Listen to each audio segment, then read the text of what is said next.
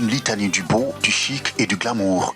Une cérémonie qui entrelace le lexique de la créativité, de l'originalité et des couleurs. Nous sommes à la 5e édition du Festival Abidjan Pagne, un festival porté par la Lune du Pagne, un concours dédié aux meilleurs accessoiristes. Cette année, les créateurs ont redoublé d'efforts, d'ardeur pour faire montre de leur talent. La créatrice Nguesson Daniel a mis en exergue la Renaissance avec pour matériaux des capsules, des attaches, des brindilles de balai et quelques pierres. Cette autre créatrice, appelée Janine Chimou, a décidé d'appeler sa collection Soirée Chic.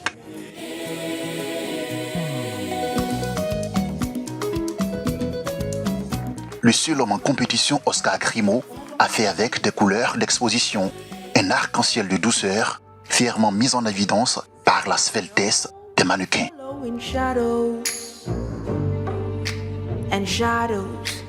La série sur le gâteau, c'est la collection de l'Aguerib Bamila, un mariage du beau et de ce qui sort de l'ordinaire à partir d'objets recyclés.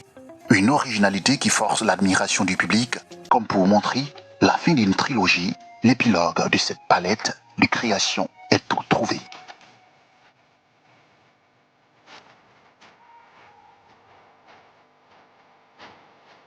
À travers mes créations, c'est que on peut être extravagante, mais tout en étant belle, tout en étant chic. Et aussi, on peut récupérer des éléments de la nature pour transformer, pour rendre ça encore plus beau, au fait. Au-delà du caractère festif, le Festival Abidjan Pagne s'inscrit dans la promotion de l'écosystème coton. On parle de paille, on parle de coton forcément parce que la matière de base c'est le coton. Et sachez que la Côte d'Ivoire est le deuxième pays africain producteur de coton, après le Bénin et avant même le Mali et le Burkina Faso. Ce qui veut dire qu'on a vraiment la matière première, on a la matière première en abondance. Donc il faut encourager la transformation locale. Il faut noter que les créateurs en compétition étaient les lauréats des 4 précédentes éditions.